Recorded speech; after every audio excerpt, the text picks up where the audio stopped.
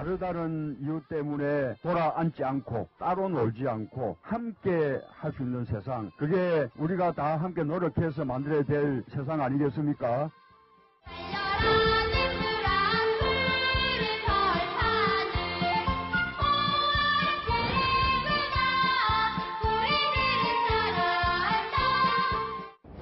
아이들 제대로 잘 준비할 수 있도록, 그게 제 꿈입니다, 진짜.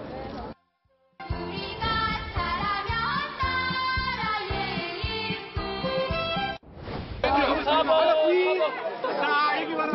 자, 애기들 여기 봅시다. 아저씨들 봅시다. 아저씨들. 그래. 붙잡고 나가자 서로 정답해. 심상정 대통령 후보 직접 우리 어린이날을 맞이해서 어린이들과 기념사진 찍고 계십니다. 어린이날 우리 즐기자. 자, 어린이날을 맞이해서 대선 후보들도 오늘 유세장에서요, 동심으로 돌아간 듯한 모습입니다. 국회에서 행사한 후보도 있고요. 자, 어린이날을 준비한 행사를 보면 후보들마다 좀 특징이 다른 것 같습니다. 자, 길진기훈 차장. 자, 후보들의 오늘 어린이날 유세 현장의 특징들 대표적으로 뭐가 있었나요? 일단은 오늘 어린이날이었기 때문에 네. 모든 후보들이 어린이날 행사에 참석을 했고요. 지금 문재인 후보와 유승민 후보는 서울에서 유세를 하고 있기 때문에 국회의사당 경내에서 열린 어린이날 행사에 참석을 했고, 네. 안철수 후보는 지금 걸어서 하는 선거운동을 하면서 영남 지역을 방문 중입니다. 네. 그래서 부산에서 이제 백스코에서 열린 어린이날 큰잔치에 네. 참석을 했고, 또 이제 심상정 정의당 후보는 지금 호남 지역을 유세 중인데요. 그쪽 네. 지역 동물원을 방문해서 같이 또 지역 민심을 살펴보면서 유세 활동을 펼쳤습니다. 네. 자, 그리고 홍준표 후보가 당직자들과 함께 어린이날 행사를 가졌는데, 이 행사장에서 또 어린이들에게 홍준표 캠프에서 입힌 티셔츠가 또 눈길을 끌었다고요. 근데 이게 어린이날인데 어떻게 된 겁니까? 캠프에서 네. 일단은 준비한 티를 입힌 겁니까? 당직자 자녀들과 함께한 행사였습니다. 네네네. 그래서 이제 아, 굉장히 나이가 어린 아기에게 입힌 옷이 있는데 홍준표 후보가 그려진 저 티셔츠거든요. 네. 바로 이 티셔츠군요. 네, 홍준표 후보가 이렇게 저렇게 얼굴이 들어간 티셔츠인데 네. 아이가 당연히 본인 의사와는 상관없이 입었겠죠. 당직자가 엄마 아빠다 보니까 아하. 빨간 티셔츠를 입은 아이들도 많이 있었고 저렇게 홍준표 후보가 들어간 티셔츠를 입은 모습까지 볼 수가 있었습니다. 네. 제가 거창하게 얘기하니까 뭐가 문제 있는 것처럼 혹시 오해하실까봐 그러는데요. 재밌는 화면이어서 저희가 어린이날 맞이해서 소개를 해드린 겁니다. 자, 그리고 문재인 후보 오늘 국민이 만든 10대 공약도 발표를 했다고 하는데 어떤 내용입니까? 어린이 내용도 좀 포함이 되어 있습니까? 네, 어린이날이기 때문에 그렇기도 네. 하고 일단 관련된 공약이 많이 들어왔다고 하는데요. 네. 국민들에게서 직접 받은 공약인데 발표된 내용을 좀 보면 일단 어린이 병원비 국가 보장제도라고 해서 네. 15세까지 입원 진료비 그리고 6살 아이까지 치료비를 국가가 지원하는 그런 제도가 있었고요. 그리고 아동학대 신속 대응 체계를 구축하겠다라고 해서 아동보호정책 컨트롤 타워를 지정한다 이런 공약이 있었고 또 교복 표준 디자인제 도입 이런 것들도 있었고요. 그리고 여기 소개되지는 않았습니다만 이제 몰카 연인 간을 촬영했다가 헤어진 뒤에 유포하는 그런 식의 리벤지 포르노라고 하는데 네. 그걸 완전 근절하겠다 이런 것들이 있었고 청년 특허은행 설립 등 하여튼 10가지 정도의 공약을 발표를 했습니다. 그렇군요. 자, 그리고 여태까지 여론조사에서 항상 1등을 줄곧 달렸던 문재인 후보 이제 여론조사를 발표할 수 없는 기간이지만요. 마지막 조사까지 1등을 달렸습니다. 그런데 오랜만에 민주당 선대위 회의에 참석을 했다고요. 여기서 또 당직자들 그리고 캠프 관계자들에게 이런 말을 했습니다. 어떤 내용인지 들어보시죠. 지난번 대선 때는 사실 당하고 후보인 제가 충분히 결합되지 못했기 때문에 당으로서도 여러 가지 섭섭한 점이 많았고 또 우리 당을 또 총동원해내는데도 실패한 측면이 있었는데 이번에는 똘똘 뭉쳐서 최선을 다해주고 계십니다. 누가 더 간절한 모습을 보이느냐 따라서 승부가 나는 것이라고 생각합니다. 행여라도 우리가 조금 우위에 있다고 조금이라도 느슨해지든지 또는 자만해지든지 또는 은행에 좀 실수가 생긴다든지 그런 일이 있어서는 안 될 것 같습니다. 자, 문재인 후보가 지난번 대선 때와는 당내 분위기가 상당히 다르다라고 언급을 했는데 진짜 다른 겁니까? 어떤 식으로 다른 겁니까? 다릅니다. 아, 그래요? 2012년도에도 제가 대선 취재를 했었고요. 네. 그때 당시 민주당 의원 분위기와 지금 현재 분위기는 정말 천양지차라고 할 정도로 네. 의원들이 아주 열심히 현장을 누비고 유세 현장에 참여하고 있습니다. 그야말로- 차이가 있었습니다. 지금은 이길 것 같은 그런 분위기이기 때문에 네. 국회의원들 하나하나가 다 힘을 내고 신나서 열심히 하고 있으면서 더 많은 역할을 해서 또 새 정부가 출범했을 때 좀 더 네. 중요한 역할을 해야 되겠다는 그런 세속적인 욕망도 있을 거고요. 네. 그런 것들이 다 잘 융합이 돼서 지금은 2012년보다는 확실히 민주당 의원들이 더 열심히 현장을 뛰고 또 현대의회에 참여하고 있는 것은 맞아 보입니다. 네. 그리고 또 지금 분위기가 좋기도 하겠지만 계속 줄곧 1위였기 때문에요. 하지만 지금 막판에 조금의 실수라도 해서 삐끗하면 안 되기 때문에 굉장히 몸을 낮추고 조심하는 분위기라면서요.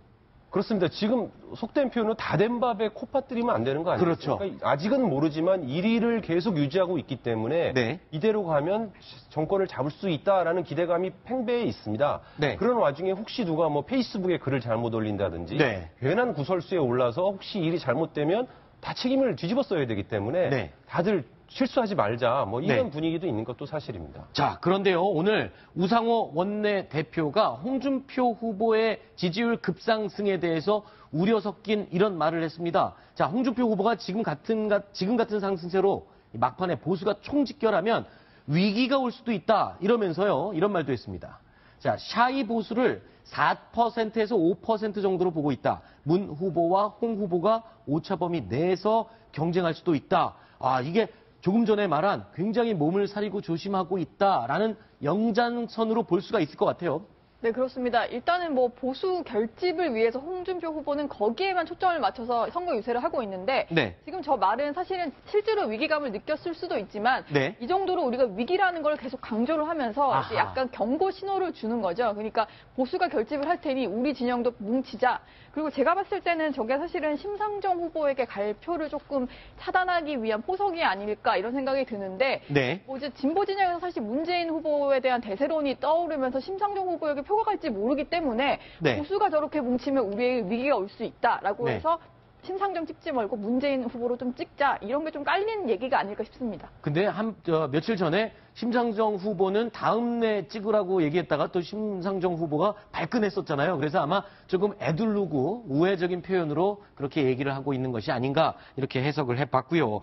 자, 그리고 또 지금 우상호 원내대표가 했던 말 중에 홍준표 후보와 문재인 후보가 오차 범위 내로 겨룰 것이다. 이거는 실질적으로 마지막 여론조사 결과만 보고 봤을 때는 그렇게 현실적인 부분은 아니지 않습니까? 그러니까요. 지금 안철수 후보가 지금 끝까지 지금 완주를 지금 이야기하고 있고 네. 유승민 후보가 물론 지지율은 작습니다만은 하고 있는 이때 홍준표 후보가 선전을 하면 선전한 만큼 효과는 있겠지만 네. 그게 문재인 후보를 지금 위협할 만큼 그렇게 되겠냐? 지금 그거는 진짜 우리 그 노원지 기자님 말씀대로 네. 이거는 진짜 이 부자 몸조심한다. 네. 이런 느낌이 드는 발언 같습니다. 네.